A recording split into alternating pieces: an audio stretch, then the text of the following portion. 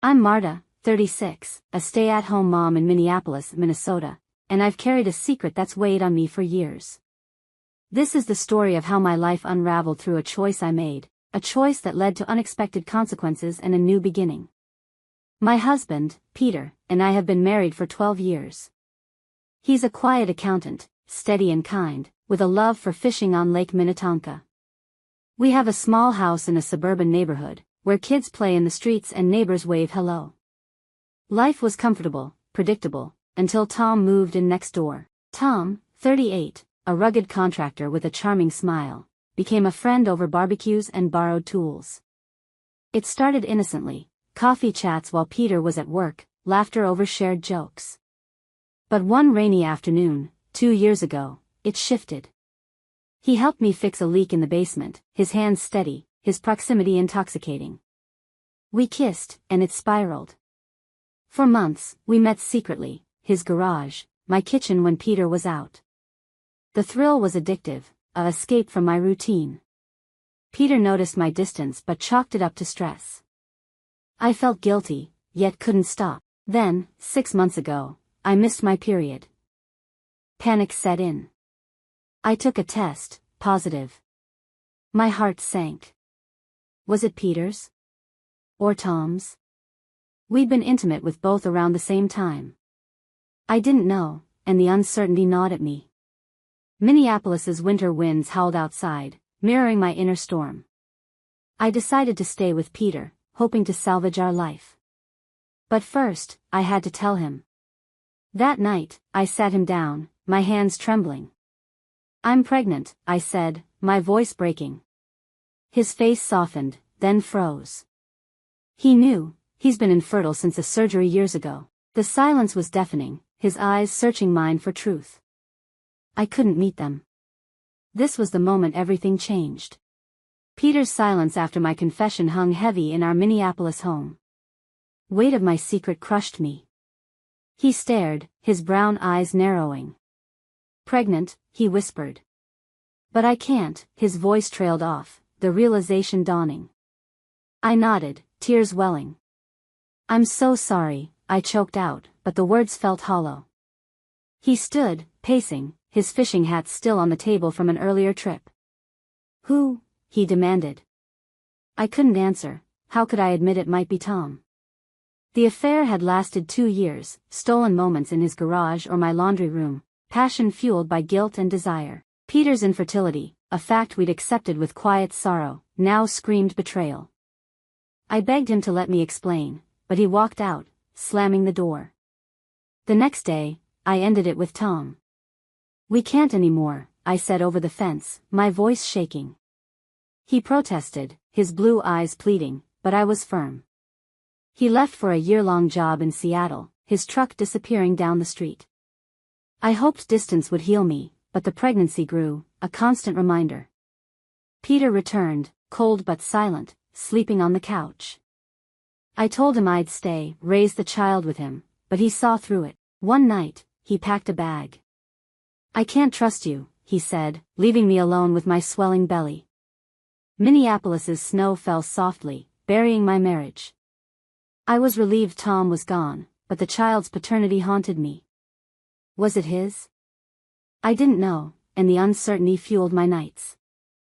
The months after Peter left were a blur in my Minneapolis home. My pregnancy progressed, I tried to rebuild. Alone with my thoughts, I tended the garden, the summer sun warming my face, but inside, I was cold. The baby kicked, a mystery I couldn't solve. Who was the father? Tom's rugged laugh echoed in my mind, his touch a memory I couldn't erase.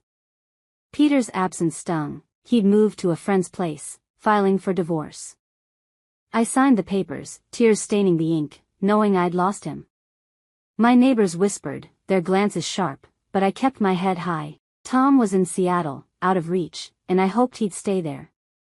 The baby came, a boy, Noah, with dark hair and blue eyes, born in a quiet hospital room. I gazed at him, searching for clues, but saw only a mix of features. Peter didn't visit, our bond was severed. I raised Noah alone, his cries filling the nights, my guilt a constant companion. Minneapolis's autumn leaves fell, mirroring my isolation. A year passed, then another. Noah turned 3, his laughter a bomb, but the secret gnawed. Tom returned, his truck back in the driveway. He knocked, smiling, unaware of the divorce. "Missed you," he said. I forced a smile, hiding Noah behind me. He didn't push, but I saw his curiosity. Life felt fragile, balanced on a lie I couldn't yet confess. Tom's return to Minneapolis stirred old feelings, struggled to keep my secret.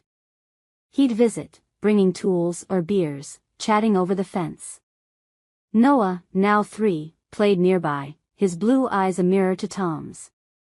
I dodged questions about Peter, saying, "We're apart," leaving it vague. Tom accepted it, his presence a comfort and a threat. I'd watch him with Noah, their laughs echoing, and wonder, could he be the father? Peter's divorce was final, his silence a wall. I focused on Noah, his toddler energy filling my days, but Tom's persistence grew. He'd call, invite me for coffee, his touch lingering. I resisted, my guilt a shield, but the attraction lingered. One day, he saw a photo of Noah, pausing. "He looks like me," he said, half joking. I froze, mumbling an excuse. Noah turned 4, his features sharpening, dark hair like Peter, but those eyes, that smile. Tom noticed too, his visits more frequent. I'd catch him watching Noah, a question in his gaze. My heart raced, the truth loomed. I ended our meetings, but he persisted, leaving notes. Minneapolis's winter snow blanketed my yard, a cold reflection of my fear. I knew I couldn't hide forever. One evening, as Noah slept, Tom confronted me. "Is he mine?" he asked, his voice low. I denied it, but my eyes betrayed me. He left, but the seed was planted. The lie was cracking. The confrontation with Tom changed everything in my Minneapolis life. At 40, I faced the truth I'd buried. Noah, now 4, played with toy trucks, his blue eyes a constant reminder. Tom's question, "Is he mine?"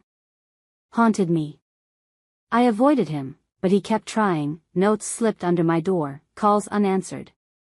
My guilt swelled, I'd wronged Peter, hidden from Tom, all for a child I loved. One snowy night, desperate, I invited Tom over. Noah slept upstairs, the house quiet. "We need to talk," I said, my voice shaking. He sat, expectant.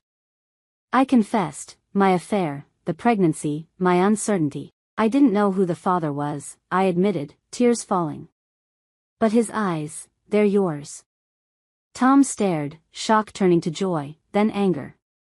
"Why didn't you tell me?" he demanded. I explained Peter's reaction, the divorce, my fear. He softened, holding my hand. "I've loved you since we started," he said. We talked for hours, Noah's future binding us. Tom moved in, and we married quietly, Noah calling him Dad. Peter, now remarried, sent a curt note cutting ties. I mourned our past but embraced this new life. Minneapolis's spring bloomed, a symbol of renewal. Noah thrived, his laughter filling our home. I'm happy, though guilt lingers. Sharing this lifts the burden. Zrada can lead to truth, and truth to love. If you've hidden something, speak up. Thanks for listening. Like, comment, and subscribe to my secret stories for more tales of love's shadows in America's cities.